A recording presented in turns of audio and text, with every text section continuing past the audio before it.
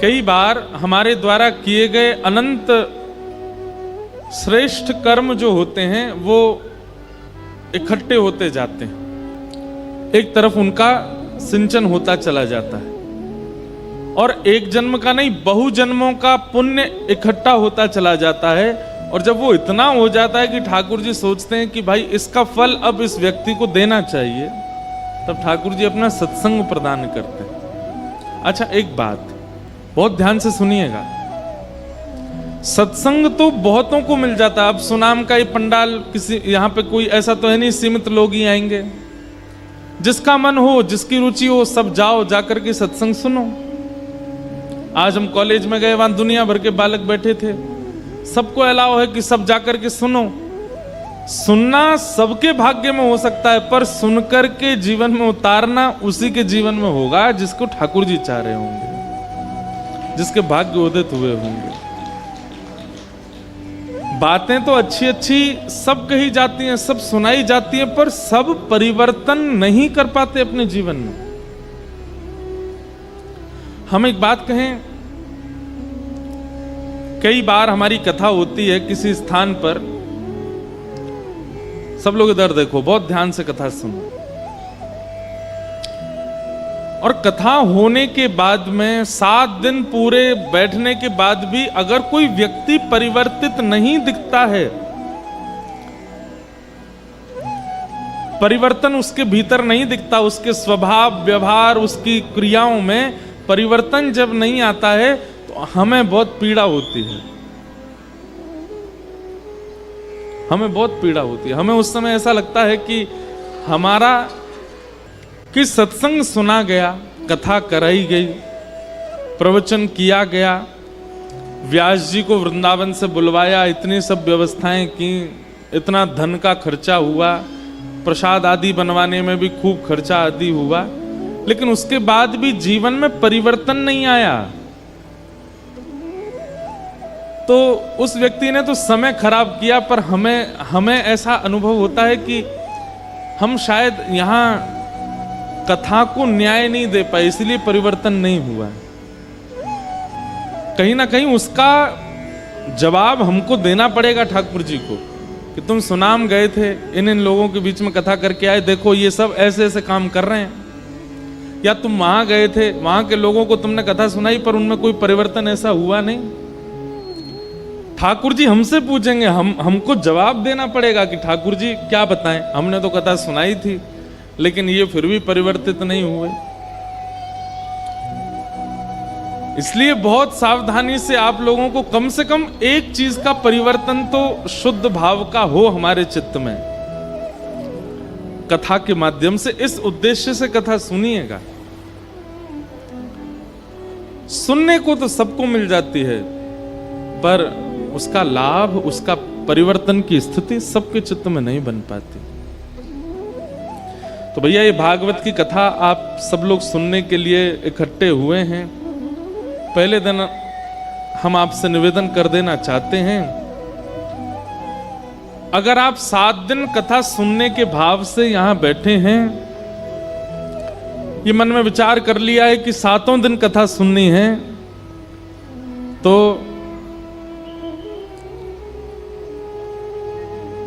एक उद्देश्य पहले ही विचार कर लीजिएगा। उद्देश्य क्या है, कारण क्या है यहां भागवत के श्रवण का या महाराज जी के श्रवण का उद्देश्य क्या है, इसके पीछे आप चाहते क्या हैं, वो पहले ही विचार कर लीजिएगा। आज ही विचार कर लीजिएगा, तभी कथा का वह सुख, वह लाभ आपको मिल पाएगा। वास्तव में श्रीमद् भागवत के प्रारंभ में, मध्य में और विश्राम के श्लोक को यदि देखते हैं तो एक बात स्पष्ट होती है कि श्रीमद् भागवत जी सत्य की वंदना करती हैं। भागवत जी के पहले श्लोक में किसी देवी देवता का नाम नहीं है। व्यास जी लिखते हैं सत्यम परम धीमहि। श्रीमद् भागवत जी के मध्य में जाएंगे, बिल्कुल बीच में, तो सत्यव्रतम सत्य परम त्रिसत्यम सत्यस्य योनिम निहितम च सत्ये सत्यस्य सत्य मृत सत्य नेत्रम सत्यात्मकम त्वाम शरणम प्रपन्ना, वहां भी सत्य की वंदना। और श्रीमद् भागवत जी का जब विश्राम होता है तो विश्राम में भी सत्यम परम धीमहि कहते हैं। त्रिकाला बाधित सत्य, प्रारंभ, मध्य और विश्राम, तीनों में सत्य है।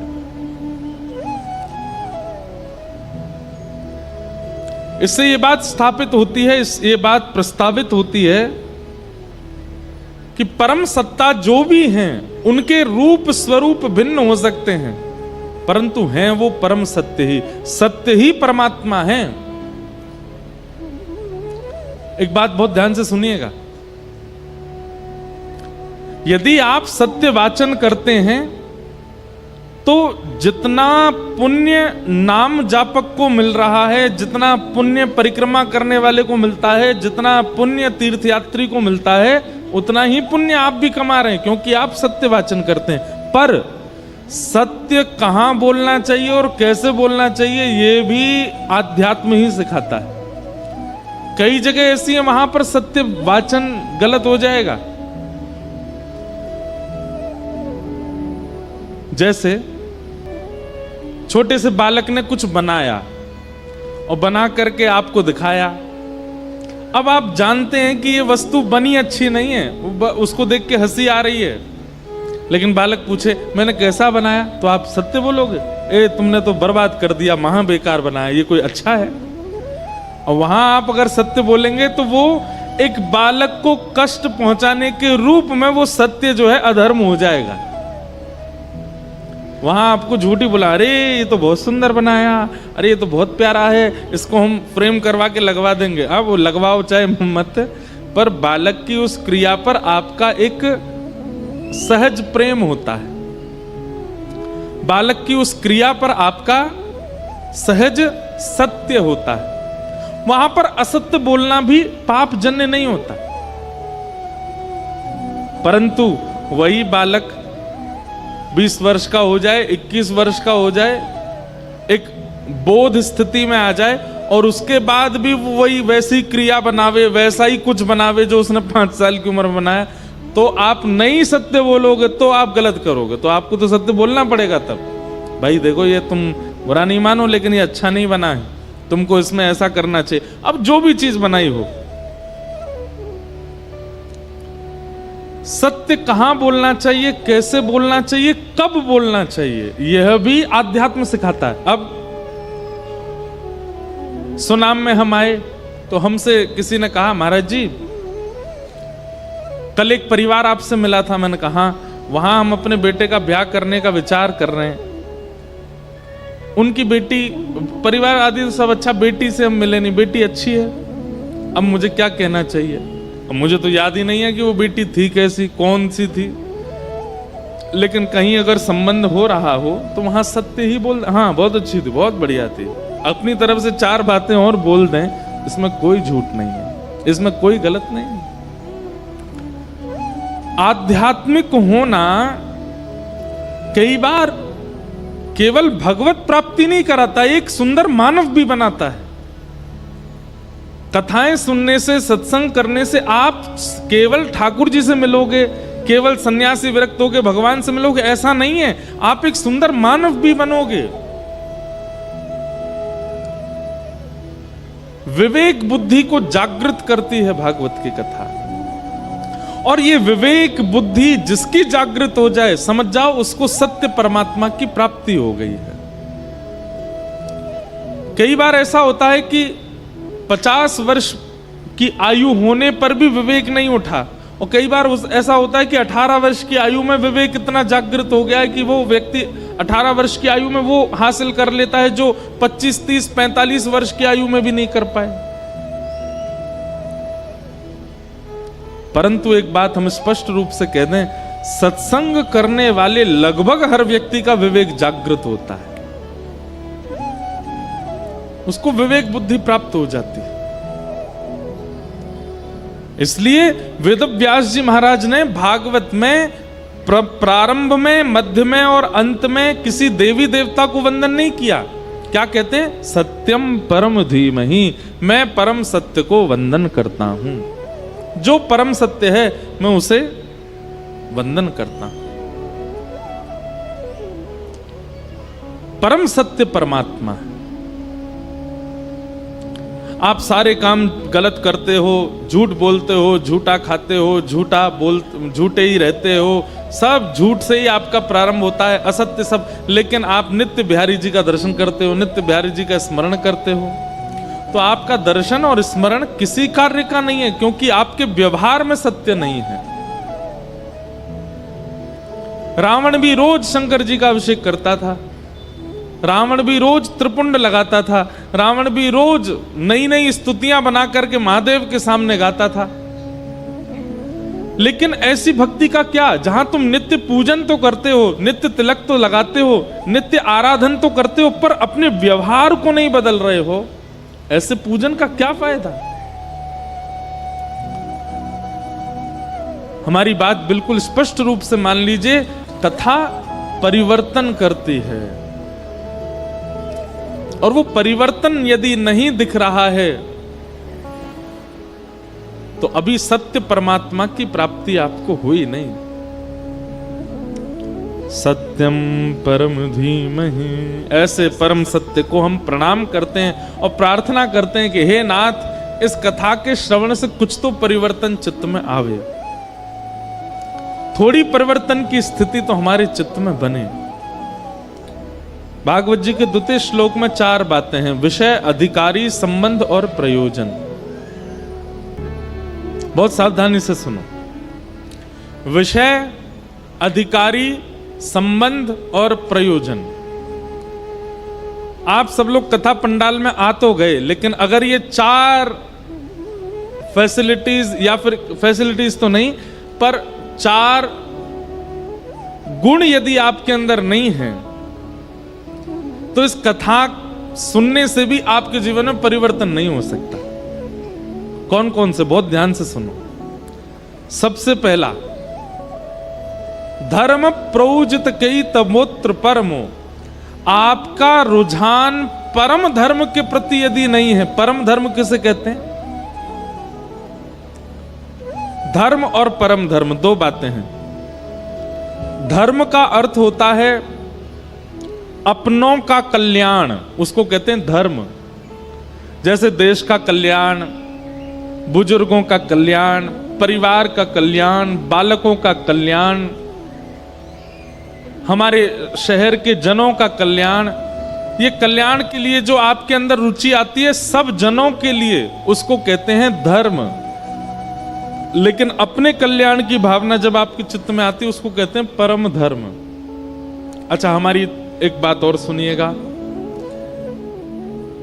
आत्म कल्याण में कहीं आप लोग इसको गलत अर्थ में मत ले जाइएगा। आत्म कल्याण में कई लोग सोचेंगे शायद महाराज जी ऐसा कहना चाह रहे हैं, दूसरों को धन देकर के सहायता करना, दूसरों का विवाह करा देना, किसी गरीब को भोजन दे देना, ये तो धर्म है, और धन का प्रयोग अपने लिए करना ये परम धर्म है। ऐसा मत लगा लेना।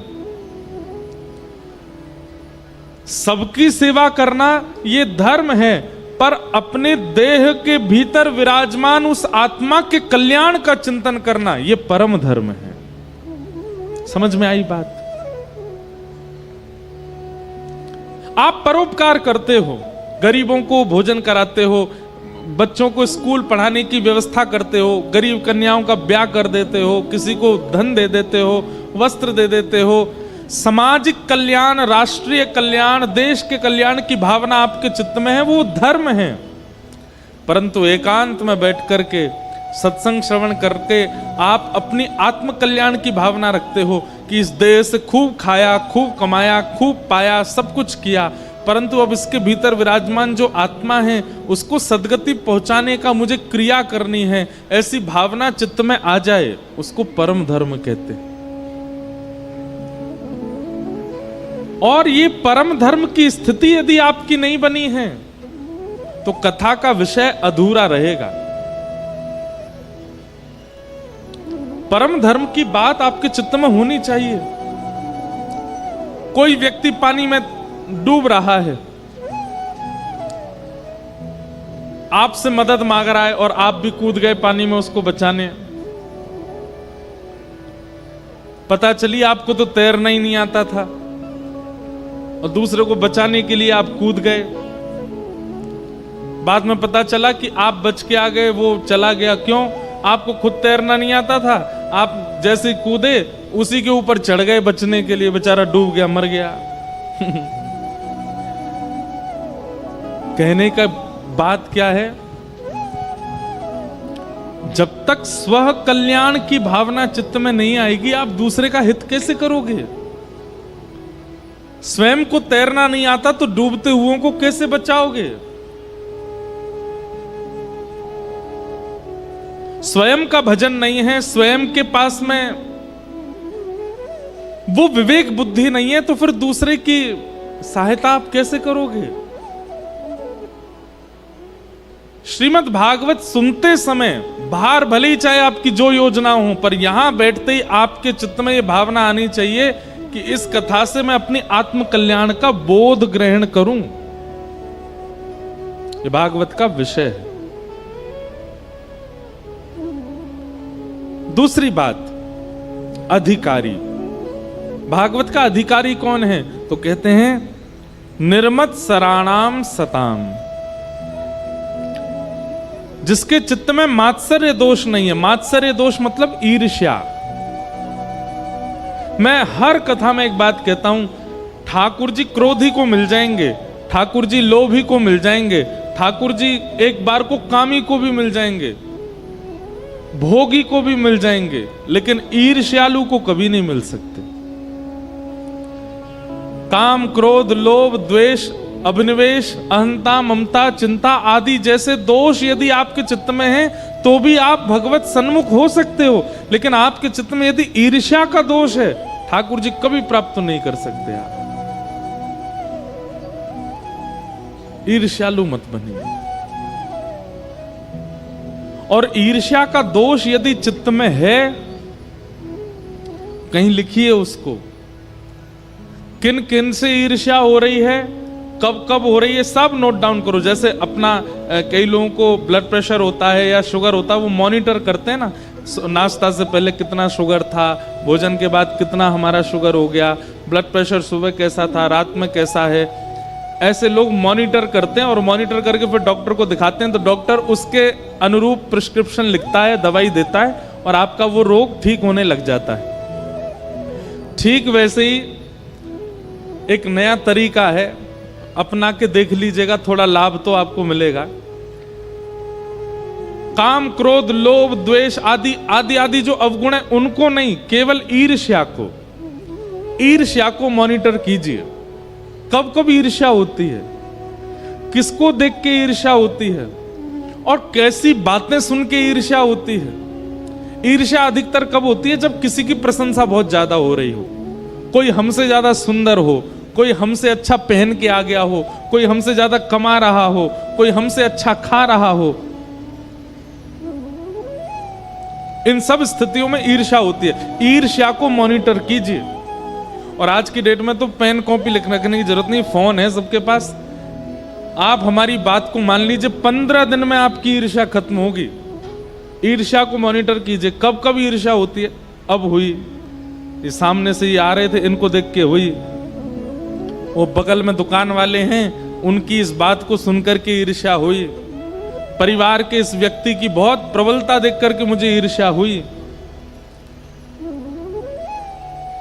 और संपूर्ण मॉनिटर करके 1 दिन, 2 दिन, 3 दिन का पूरा मॉनिटर करो और तीसरे दिन अपने घर के ठाकुर जी को बताओ, हे ठाकुर जी, परसों से आज तक हमको इतनी बार ईर्ष्या हुई और इन बातों पर ईर्ष्या हुई, ऐसे ऐसे ईर्ष्या हुई, कृपा करके आप अनुग्रह कीजिए और इस ईर्ष्या के दोष को नष्ट कीजिए। आप ठाकुर जी से कह करके पुनः उन्हीं चीजों पर जाइएगा। आप देखेंगे आपकी ईर्ष्या अब घटने लगी है। पहले पूर्ण रूपेण खत्म नहीं होगी, पर घट जाएगी। पहले किसी सुंदर को देख के हो गई थी, अब उसकी सुंदरता देख करके ईर्ष्या नहीं होगी। अब मन में भाव आएगा, ये इतना सुंदर है तो यार बनावे वाले हमारे बिहारी जी कितने सुंदर होंगे। इसके पास ये योग्यता है। हे ठाकुर जी, आप भी बड़े सरल हैं, आप भी बड़े बड़े करुणा हृदय हैं, सब पर करुणा करते हैं, कृपा करते हैं, ऐसे भाव आने लग जाएंगे। किसी के बच्चों को बढ़ता देख आपके मन में आएगा, ठाकुर जी कोई बात नहीं, हमारे बालक नहीं बढ़ पा रहे, ठीक है, यहां नहीं बढ़े कहीं और बढ़ेंगे, लेकिन बाकियों के बच्चे खूब बढ़े। ऐसे ईर्ष्या भाव नष्ट होने लगेगा। क्यों? क्योंकि आपने ईर्ष्या के उस दोष को वैद्य रूपी श्री कृष्ण को बताया। हमारे अंदर अवगुण पनपते क्यों हैं? क्योंकि हम कभी ठाकुर जी को अवगुण बताते नहीं।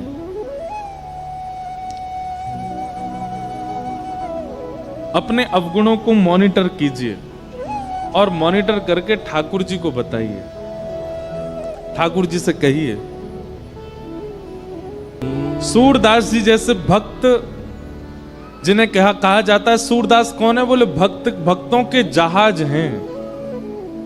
बोले सूरदास जी जहाज हैं, जिस जहाज में बैठ करके ना जाने कितने असंख्य भक्तों ने भगवत प्राप्ति कर ली। वो सूरदास कह रहे हैं, कौन कुटिल खल कामी मौसम। इससे ये बात प्रमाणित होती है कि ठाकुर जी को एकांत में बैठ करके यदि व्यक्ति अपने अवगुण बतावे तो ठाकुर जी धीरे धीरे उस अवगुण को नष्ट करते।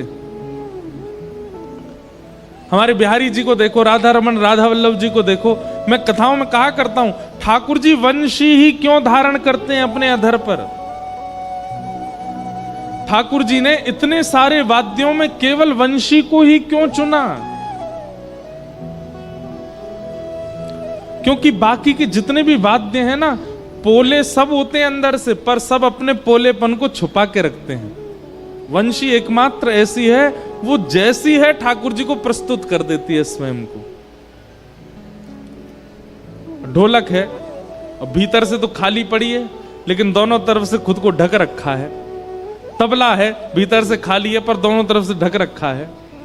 सितार है, वो सितार का तंबूरा होता है पीछे, वो कद्दू के फल से बनता है शायद।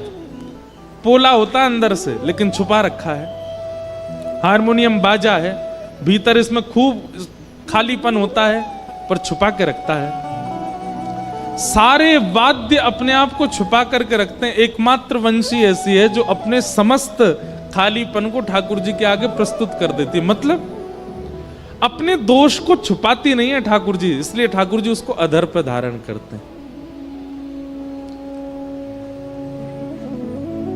दो कारण, अवगुण ठाकुर जी के सन्मुख कह दो तो अवगुण सद्गुण हो जाएगा, और अवगुण यदि ठाकुर जी को बता दिए गए तो ठाकुर जी स्वीकार कर लेते हैं। ठाकुर जी कहते हैं, भैया या में कोई लाग लपेट ना है, जे ने को वो अपने आप पे छुपावे ना है, जैसो है वैसो आगो मेरे सामने। भागवत में कथा आती, कुब्जा 3 जगह से कमर टेढ़ी उसकी। जब ठाकुर जी के सन्मुख से निकली, उसने अपने उस अंतरंग दीन स्वरूप को ठाकुर जी से छुपाया नहीं। भगवान उससे बात करने लगे तो कुब्जा बोली, आप मुझसे चर्चा मत कीजिए। क्यों? आप त्रिभुवन सुंदर हैं और मैं अत्यंत कुरूपणी। मुझसे चर्चा करते हुए कोई आपको देख लेगा तो आपके ऊपर प्रश्न उठाएगा। ठाकुर जी ने मन में विचार किया, इसने अपने दोष को किंचित भी छुपाया नहीं तो लोग पता कैसे होते हैं, उनके अंदर एक दोष आ जाता है, उस दोष को छुपाने के लिए 5 झूठ और बोलते हैं।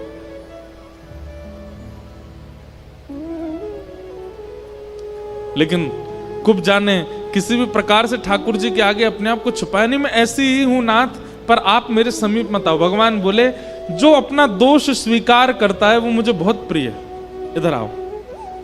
और भगवान ने कुब्जा की थोड़ी पकड़ी, अपनो पाम धरोवा के ऊपर और नेक झटका लगाया। महाराज परम सुंदरी हो गई कुब्जा, स्वस्थ कर दिया ठाकुर जी ने। हम कैसे हैं पता है? बाहर तो सारे गलत क्रियाएं करके आते हैं, लोगों के प्रति दुर्भाव रख के आते हैं, पत्नी पर क्रोध करके आते हैं, बच्चों को भला बुरा सुना के आते हैं, और मंदिर में आकर के चंदन फोटा लगा करके ऐसे बन जाते हैं बिल्कुल इनसे बड़ा कोई भक्त नहीं है महाराज। परम दीन, परम सरल, परम विरक्त ठाकुर जी को ऐसे लोग बिल्कुल प्रिय नहीं। इसलिए भैया अपने दोषों को ठाकुर जी से कहो। अपने मन की सारी बातें ठाकुर जी से कहो।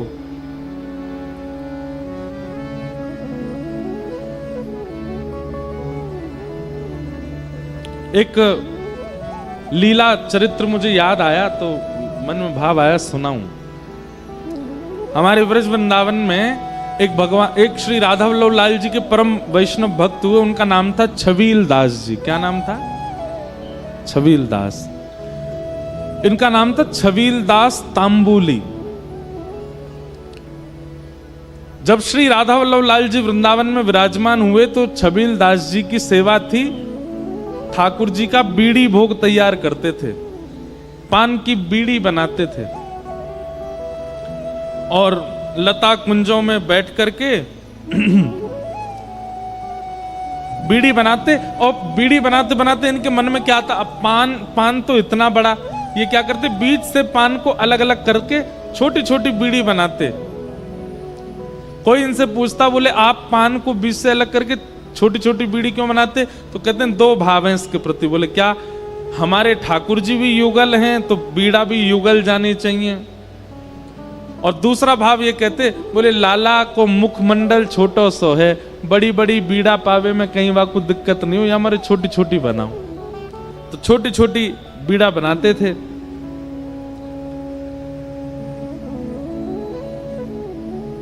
लेकिन जब बीड़ी बनाते थे तो मन में इनके भाव आता था कि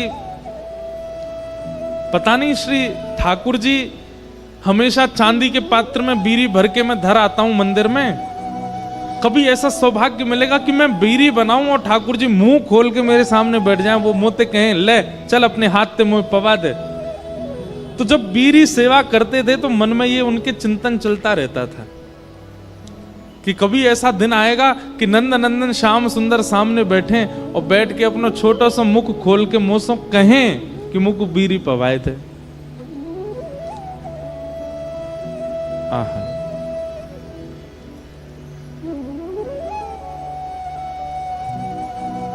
आप नित्य बीड़ी सेवा करते थे। एक दिन श्री हितरवंश महाप्रभु जी विराजमान थे और वो इनकी सेवा से इतने प्रसन्न थे। देखिए, सेवा कोई ना कोई चिंतन करते हुए करनी चाहिए ठाकुर जी की।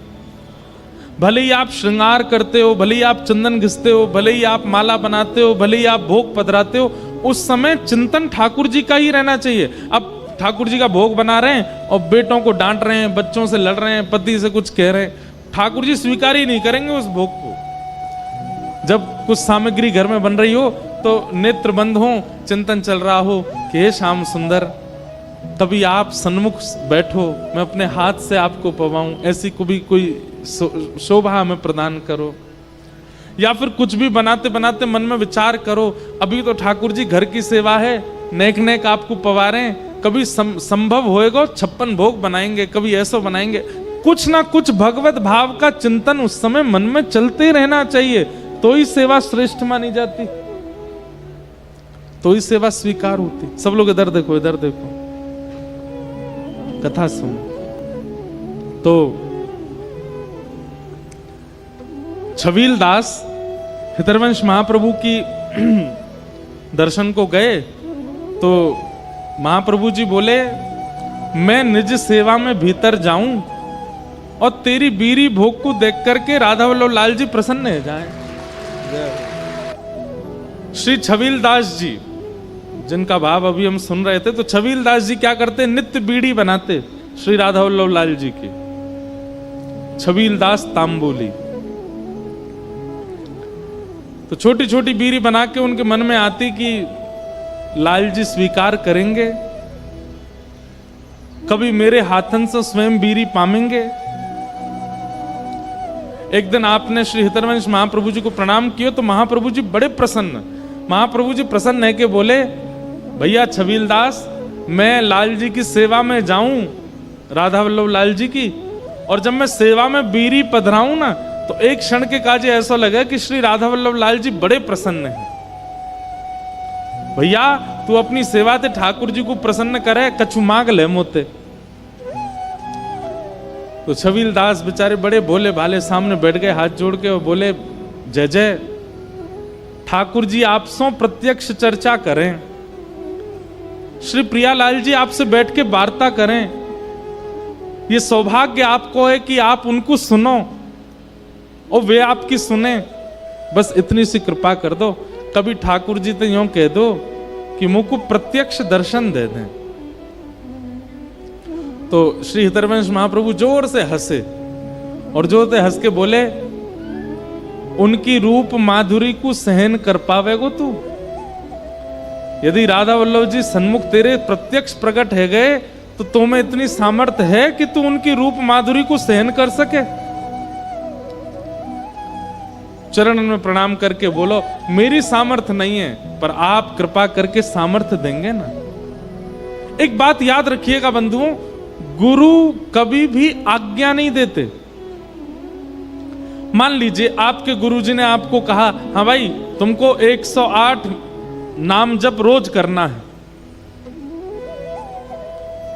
गुरु आज्ञा नहीं देते, गुरु सामर्थ्य देते हैं।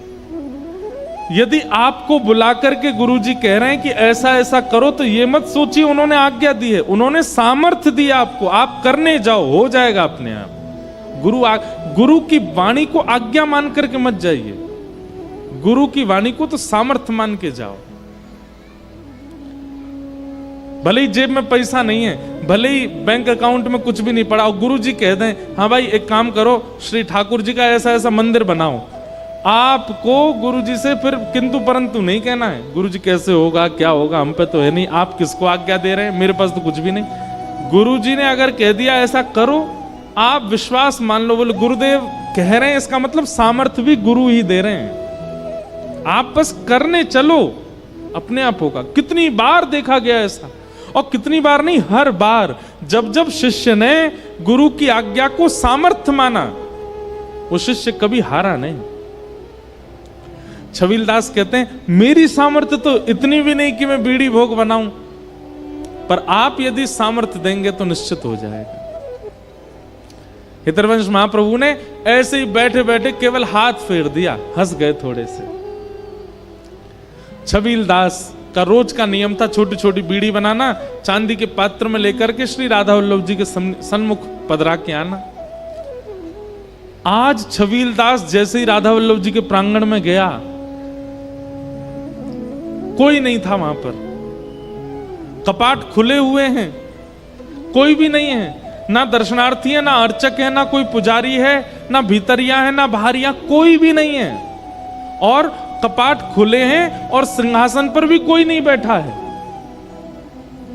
छबीलदास तो देख करके बड़ा भयभीत हो गया, बोले जे कैसी लीला है रही भैया, मंदिर में भी कोई ना है और कोई ना घूम रहा ना डोल रहा, और ठाकुर जी के सिंहासन पर भी ठाकुर जी नहीं है। घबरा गया। जैसे उसने चारों ओर देखा, तभी एक नव निकुंज थी, वह निकुंज में से सुंदर पीतांबरी पहने, नील वर्ण श्याम सुंदर, अद्भुत शीश पर मणियों का मुकुट धारण किया है, कटाक्ष नेत्र हैं, मुख में लालिमा है, गोल गोल गाल चमक रहे हैं, और ठाकुर जी त्रिभंग लली श्याम सुंदर मटक मटक के चलते भय आ रहे हैं। और निकुंज में से जैसे ही सन्मुख आए, छबीलदास तो देख करके आंखन की पलक झपकनो भूल गयो, श्वास लेनो भूल गयो, हिलनो डुलनो भूल गयो, वो तो यूं भूल गयो मैं कौन हूं, मेरो नाम का याददाश्त चली गई बाकी। और ठाकुर जी एक वृक्ष से टेक लगा करके टेढ़े खड़े है गए और छबीलदास को देखने लगे, और धीमे से बोले, अरे खड़ो ही रहेगो, बीरी बना के लायो है, पवावेगो ना, चल आ जल्दी बीरी पवा दे मोकू। छबीलदास ने कभी विचार किया था कि श्याम सुंदर सन्मुख आए और मेरे हाथ से बीरी पाए। धीरे धीरे चल रहा है, पैर रख कहीं रहा है, जा कहीं रहे हैं, स्थिति तन की उसके वश में नहीं रही। धीमे से ठाकुर जी ने हाथ पकड़ो, कहां को जा रहा हो भैया, मैं यहां खड़ा हूं, इतकुआ। और सामने खड़े करके बोले, चल अब बीरी पवा दे मोकू। छबीलदास के हाथ कांप रहे हैं, ठाकुर जी अपने हाथ से पकड़े, बोले घबरावे मत, मैं कोई हवा थोड़ा ही हूं, जय जय हूं मैं, पवा दे। जैसी छबीलदास ने बीड़ी लेकर के ठाकुर जी को पाई, ठाकुर जी ने पूरी नहीं पाई, नेक बीड़ी लेकर के अपने कोमल मोतीन जैसे दांतन सो नेक बीरी खाए के और अपने हाथ से बची हुई बीरी पकड़ के छबीलदास के मुख में डाल दे। और जैसे ही, अब बताओ आगे कहा भयो होगो, जैसे ही छबीलदास ने वो बीड़ी पाई उसी समय देह त्याग दिया और निकुंज में प्रवेश कर गया ठाकुर जी के। ऐसे हमारे श्री ठाकुर जी। सेवा भाव, ऐसी भावना यदि ब्रजवासी इनके लिए चित्त में आ रही है तो वो समय दूर नहीं कि बिहारी जी भी चित्त से चले ही जाएंगे। या हमारे ब्रज के जनन से तो बहुत प्रेम करना चाहिए। ठाकुर जी तो ज्यादा उकल्यो, कोई वहां में बुराई नहीं है, लेकिन प्रेम तो ब्रजवासी से होना चाहिए। हमारे श्री बिहारी जी के सेवाधिकारी सब गोस्वामी यहाँ पधारे हैं। पूज्य श्री संजीव गोस्वामी जी, श्री नितिन गोस्वामी जी, श्री राजू गोस्वामी जी, श्री सचिन गोस्वामी जी वृंदावन बिहारी लाल जी के चरणन से आप सबन के काजे खूब प्रेम स्नेह आशीष लेकर के आए हैं। आप सब सुनामवासिन की ओर से समस्त गोस्वामियों को बारंबार प्रणाम, बारंबार वंदन। वही बात है, इतनों तो हम ब्रज में ना मिल पाए जितनों पंजाब में मिल रहे हैं। आप सब लोगन को खूब स्नेह है। तो मैं निवेदन कर रहे हो कि सेवा में स्थिति कैसी होनी चाहिए। कोई भी सेवा को भाव हो, सेवा के समय चित्त में, बुद्धि में और कोई स्मृति आनी ही नहीं चाहिए। ठाकुर जी को श्रृंगार कर रहे हैं और वह श्रृंगार के समय पर आपको यदि संसारी कार्य याद आ रहे हैं तो आप क्षमा कीजिए, ठाकुर जी को श्रृंगार ने एक देर रोक के पहले काम ही कर आओ अपनो। ठाकुर जी की सेवा के समय कोई और स्थिति चित्त में नहीं होनी चाहिए। छबील दास को केवल बीड़ा की सेवा करवे से ठाकुर जी मिल गए। क्यों? क्योंकि वो बीड़ी बनाते समय एक एक सामग्री भी बीड़ी में पधरावे ना, वह समय भी यही चिंतन करे, ये सामग्री डालूंगो तो श्री ठाकुर जी के मुख में जाएगो, उनको सुगंधी आवेगी। ये सामग्री डालूंगो, कहीं याकू डारवे से श्री ठाकुर जी को चबावे में, ठाकुर जी को पावे में कहीं कष्ट नहीं है जाए। छोटी छोटी सामग्री बनाऊंगो, छोटे छोटे बीरा बनाऊंगो ताकि लाल जी को सुख मिले। ऐसी सेवा की भावना चित्त में रखे, वही के कारण श्री ठाकुर जी वाकू मिल गए और नित्य लीला में प्रवेश करवाए।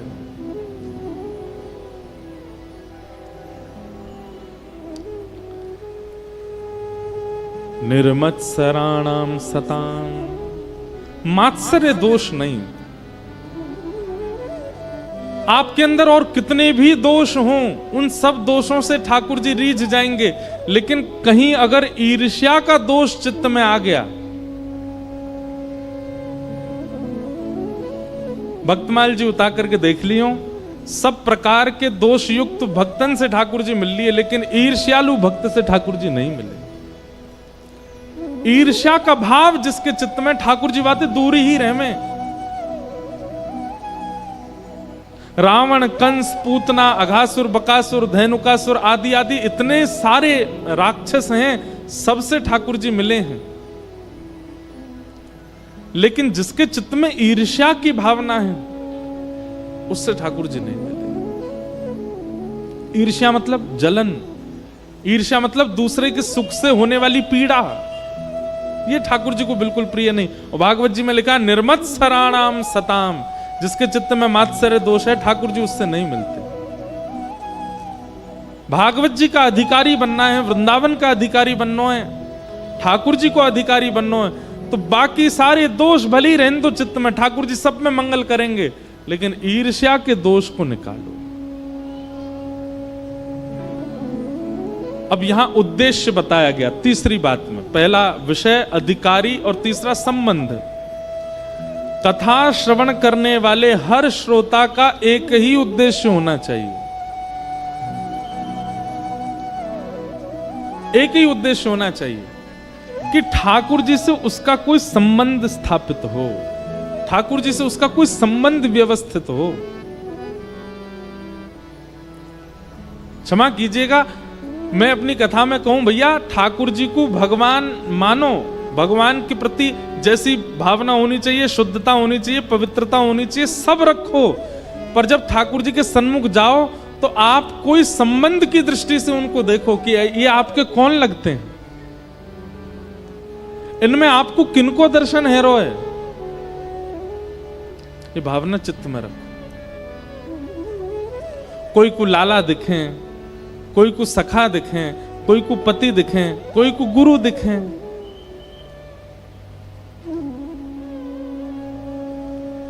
संबंध दिखना चाहिए ठाकुर जी में। बिहारी जी आपके कौन लगते हैं? राधा रमण जी को देख करके आपके चित्त में कौन सी भावना आती है कि ये मेरे कौन है? अगर कोई भावना के बिना केवल आप बिहारी जी हैं, राधा रमण जी हैं, ठाकुर जी हैं, भगवान है, ऐसा मान के दर्शन कराते हैं, कहीं ना कहीं आप चूक रहे हैं। एक संबंध तो स्थापित करो। अच्छा, एक बात और, संबंध स्थापित दोनों तरफ से होता है, एक तरफ से नहीं। आपने ठाकुर जी को कुछ मान लिया, लेकिन ठाकुर जी ने आपको नहीं मानो तो भी काम नहीं बनेगा। आपने अगर ठाकुर जी को कुछ माना है तो ठाकुर जी से कहो, हे ठाकुर जी, हम आपको या रूप में देखें, हम आपको या भाव में देखें, अब आप भी हमें प्रस्तुत करके दिखाओ कि आप भी हमें यही संबंध में स्वीकार कर रहे हो कि नहीं। फिर उसके बाद घटने वाली घटनाएं, उसके बाद होने वाले अनुभवों के द्वारा ठाकुर जी ये अनुभव कराएंगे, अनुभूति कराएंगे कि हाँ, उनने वो संबंध स्वीकार किया कि नहीं। जैसे हम अपनी कुछ बात बता रहे हैं आपको, मंदिर में जाओ, कहीं भी जाओ, दर्शन कर, जहां आपकी बड़ी निष्ठा वहां जाओ और ठाकुर जी से कहो, हे ठाकुर जी, हमारी आपके प्रति सखा की भावना है, लेकिन आप हमें सखा मानते हैं कि नहीं, इसका ये कैसे पता चलेगी? आज हम दर्शन करवे आ रहे हैं, यदि मंदिर में ऐसा ऐसा कुछ हुआ, पहले ही सोच लो, ऐसा ऐसा कुछ हुआ, हम समझ जाएंगे ठाकुर जी आप भी हमको यही संबंध में स्वीकार कर रहे हो। जैसे विचार कर लो, आज ठाकुर जी की पोशाक कैसी होगी? आज नीली पोशाक हो, अभी दर्शन नहीं किए, पहले ही सोच लो, नीली पोशाक हो, मोतिन की माला हो, ठाकुर जी ने सिर पर सुंदर मोर मुकुट धारण किया हो, पंच मोर पुच्छ के पेच धारण किए हों, कानन में मकराकृत कुंडल हों, आदि आदि ऐसे कुछ विचार करके जाओ।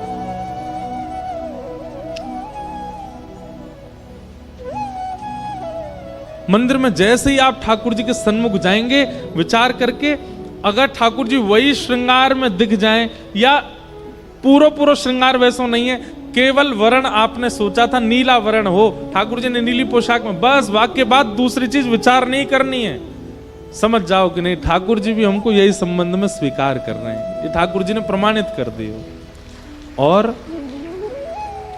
आप सोच के गए ठाकुर जी हम आपको सखा माने, आपने बताए दो आप हमें मानो कि नहीं, आज आपकी पोशाक नीली होगी, और भीतर गए ठाकुर जी पीली पोशाक में होंगे, तो मानो ठाकुर जी मना ही कर रहे हैं, बोले ना है तू सखा बनावे लायक ना है बेटा, कछु और बन, कछु और विचार करके आइयो।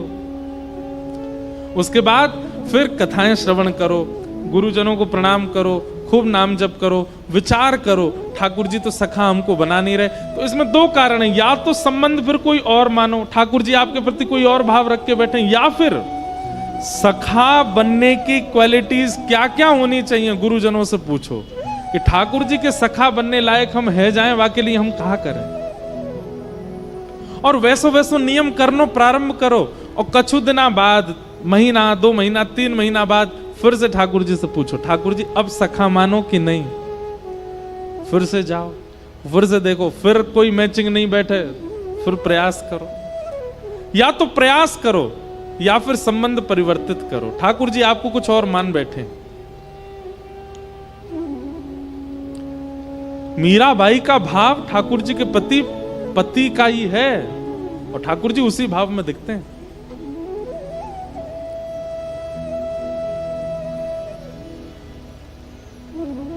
वैद्यं वास्तवमत्र वस्तु शिवदम्। ठाकुर जी के प्रति संबंध। अच्छा, अब बात ये तो है कि ठाकुर जी से आपने पूछा कि वो आपको सखा मानते हैं कि नहीं, या आपके संबंध को उन्होंने स्वीकार किया कि नहीं। लेकिन यदि आपका संबंध अस्वीकार कर दिया ठाकुर जी ने अपने श्रृंगार के द्वारा, या जो आप सोच के गए वैसा नहीं हुआ, तो इसका मतलब ठाकुर जी मना कर रहे हैं। तो फिर उसके लिए सबसे श्रेष्ठ क्या है? भागवत जी इसी उद्देश्य से सुनो। उद्देश्य क्या है? वो ठाकुर जी हमको सखा बनाने हैं अपने, और वही भाव से कथा सुन रहे हैं, वही संकल्प लेकर के कथा सुन रहे हैं कि ठाकुर जी हमारे सखा बन जाएं। नित्य कथा सुनो। वैद्यम भागवत जी का तीसरा कारण ही यही है, विषय, अधिकारी, और तीसरा है संबंध। ठाकुर जी अपने से लगने लग जाएं।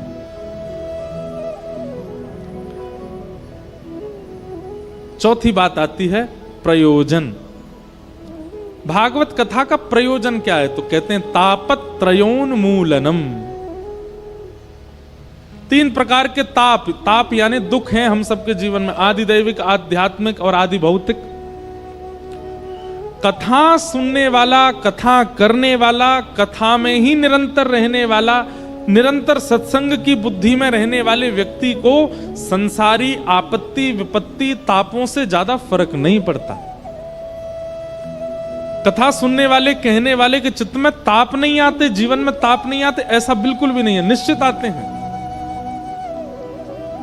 लेकिन जिस ताप का असर संसार पर इतना भयंकर होता है, सत्संगी पर उतना ज्यादा नहीं होता।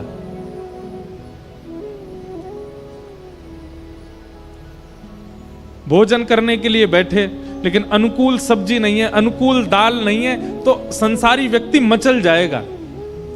लेकिन सत्संगी व्यक्ति अगर भोजन करने बैठे और उसको अनुकूल भोजन ना मिले, उसकी स्थिति ऐसी है, अब ठीक है, पेट ही तो भरना है, बस प्रसाद पा करके थोड़ा निवृत्ति तो होना, पा लो, अब जैसा भी है पाओ। मतलब वो स्थितियों से विचलित नहीं होता। सत्संगी व्यक्ति का ये प्रमाण है। गैर सत्संगी व्यक्ति किसी सभा में पहुंच जाए और वहां उसका सम्मान ना किया जाए, आदर ना किया जाए, तो वो मचल जाएगा। अरे हमको बुला लिया, हमसे पूछी तक नहीं, हमको बैठवे तक की नहीं कही, पानी तक नहीं पूछा किसी ने। लेकिन सत्संगी व्यक्ति, यदि भरी सभा में उसका सम्मान होता है तो उसको पीड़ा होती है, अरे भाई काय को इतना कर रहे हो, हम इतने योग्य तो है नहीं, नीचे ही बैठ जाएंगे, हम तो यहीं कर लो, हमें इतना ज्यादा कुछ नहीं। उसके व्यवहार में ये सब दिखने लगेगा। और कोई उसका अपमान कर दे तो उसको पता भी नहीं चलेगा।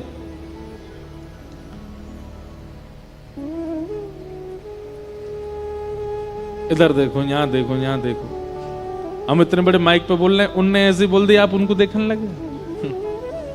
विक्षेप नहीं कथा में। हमारे पूज्य पिताजी महाराज एक घटना सुनाते कि वृंदावन में सुदामा कुटी है।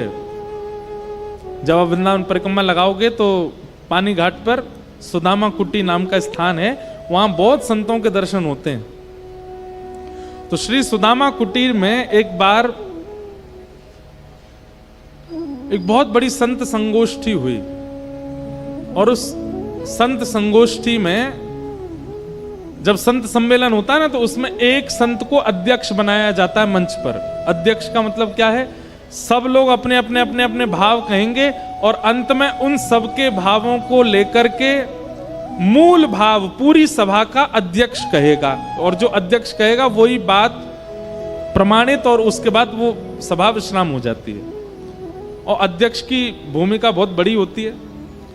तो उस सभा में अध्यक्ष थे हमारे पूज्य दादा गुरुदेव श्रीमद रामानुजाचार्य गुरु जी, पूज्य पिताजी महाराज के गुरुदेव, हमारे दादा गुरु। अयोध्या के संत आए, हरिद्वार के संत आए, ऋषिकेश के संत आए, सब लोग मंच पे बैठे थे और खूब भीड़ बैठी थी महाराज, दूर दूर तक लोग ही लोग बैठे थे। अब जैसे हमारे गुरुदेव भगवान आए, उनके तो वस्त्र ऐसे होते थे कि अगर कभी पिताजी वस्त्र आदि भेज देते थे, कहीं धोबी के यहाँ धुल के आ जाएं बढ़िया व्यवस्थित होके, तो गुरुजी उसको कुएं के पानी से स्वयं अपने हाथ से धो के बिगाड़ देते थे। मतलब ज्यादा स्वच्छ वस्त्र पहनना या ज्यादा बिल्कुल व्यवस्थित रहना, ये वैष्णव भेष वैसे ऐसा नहीं होता। वैष्णव तो बहुत सहज रहता है, सरल रहता है। हमारे गुरुदेव भगवान की ऐसी धोती, ऐसे कुर्ता, ऐसा सरल सा स्वरूप कि कोई उनको पहचान ही नहीं पाया। जबकि सभा के अध्यक्ष थे वो, तो जैसे ही आए तो आगे आने लगे मंच के लिए, तो पीछे ही लोगों ने कहा, ए बाबा कहां जा रहा है, यहीं बैठ जा चल। जबकि वो सभा के अध्यक्ष हैं, तो बेचारे वहीं बैठ गए पीछे ही, जहां पर सबके जूते चप्पल उतरे हुए, तो वहीं बैठ गए। और बैठ करके और वहीं से पूरी सभा देखने। मंच से बार बार कहा जा रहा था, भैया सेवा कुंज वाले गुरुजी, पूज्य ठाकुर जी महाराज के गुरुजी, श्री रामानुज गुरुजी जहां कहीं भी हो मंच पे आए, अध्यक्षता संभालें। और बेचारे जैसे अनाउंस होता तो उठते, आगे आने को होते तो सब लोग, ए बाबा बैठ जाए यहीं पर, कहां जा रहे हो आगे। अब उस किसी से कहे होंगे, भैया ये हमको ही बुला रहे। बोले चुपचाप बैठे रहो, तुमको बुला रहे हैं, यहीं बैठ जाओ हमारे पास।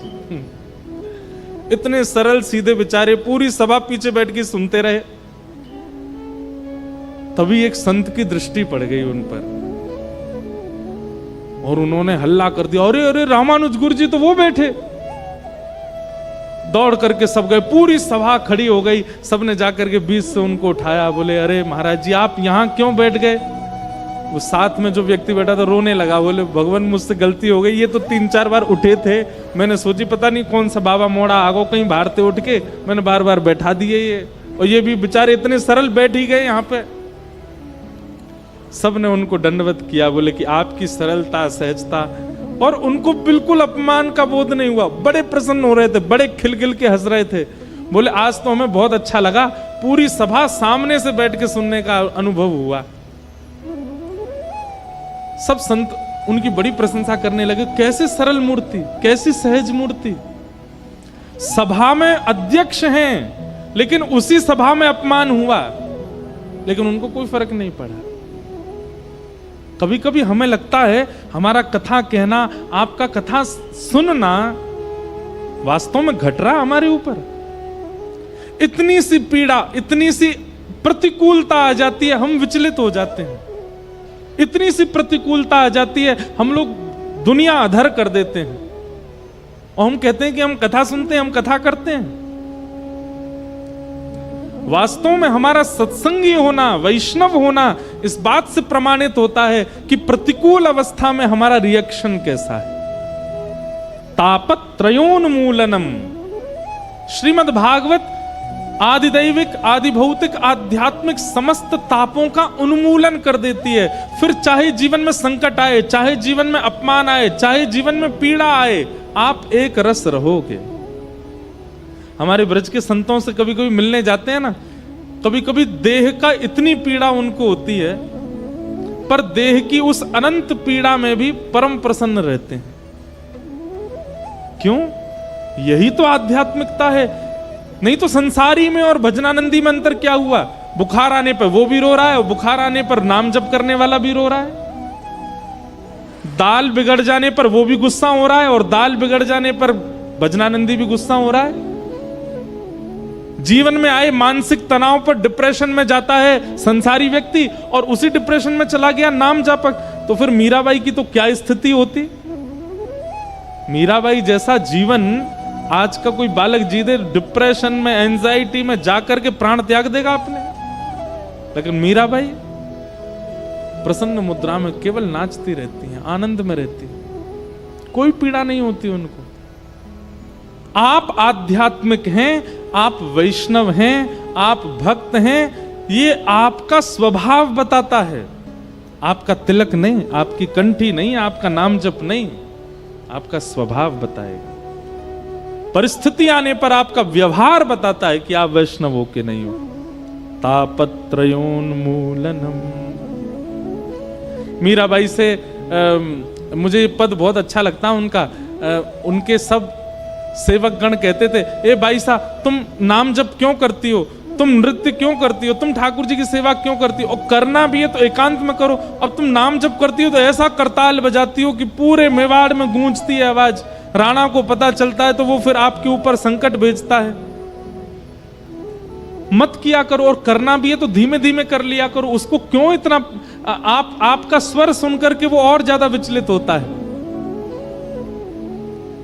मीराबाई कहती हैं तापत्रयोन्मूलनम, वैष्णव भक्त का ये परिचय है कि जीवन में आने वाली आपत्ति, विपत्ति, संकट, क्लेश, इनसे उसके स्वभाव पर ज्यादा फर्क नहीं पड़ता, ज्यादा पीड़ादार नहीं होती। कुम्भनदास जी के चरित्र का एक इतना सुंदर भाव है, मैं कहा करता हूं कथा में, श्री कुम्भनदास जी के एक पुत्र की मृत्यु हो गई। 7 पुत्र थे उनके, एक पुत्र की मृत्यु हो गई तो हमारे अष्ट छाप के कवि श्री कुम्भनदास जी को जैसी पता चली कि पुत्र की मृत्यु हुई है, आप मूर्छित होके गिर पड़े। सब में हल्ला है गयो, भैया कुम्भनदास तो मूर्छित है गयो। अरे भैया याते बढ़िया तो हम लोग हैं, हमारे जीवन में आवे वाले संकटन पे हम लोग झेल लें, ये तो झेलो ना पायो, मूर्छित है गयो।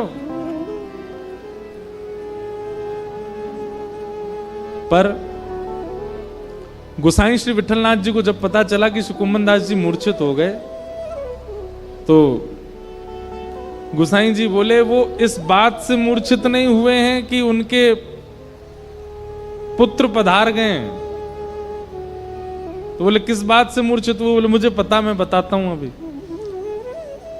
गोसाई जी गए और कुम्भनदास जी से बोले, हे कुम्भना, हमको पता है तुम इसलिए मूर्छित हो गए हो क्योंकि तुमको यह लग रहा है कि अब तुम्हारे पुत्र मर गया, 13 दिन का अशुद्धि हो गई घर में, और 13 दिन तुम ठाकुर जी का दर्शन नहीं कर पाओगे।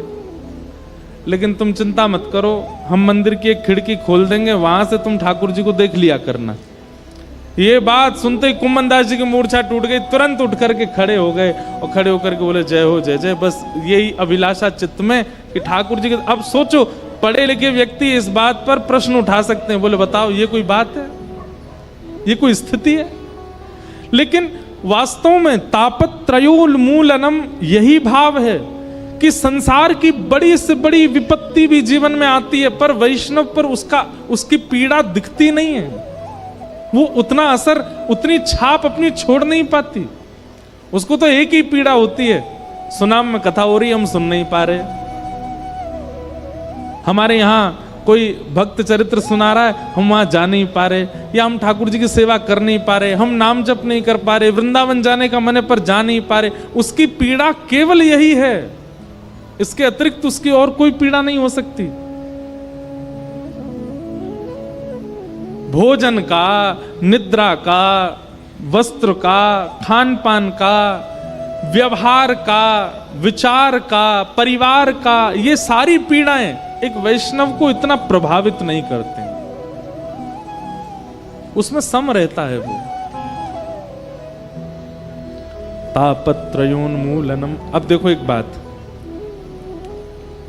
बिल्कुल पीड़ा निवृत्त हो जाओगे ऐसा तो हो नहीं सकता, पर हां थोड़े तो हो जाओ, थोड़े पीड़ा निवृत्त तो हो जाओ कथा से। छोटी छोटी चीज जो आपको विचलित कर देती थी, अब उनमें विचलनता ना हो, तब समझो कि आप भक्ति मार्ग में हो, भक्ति पथ पर हो।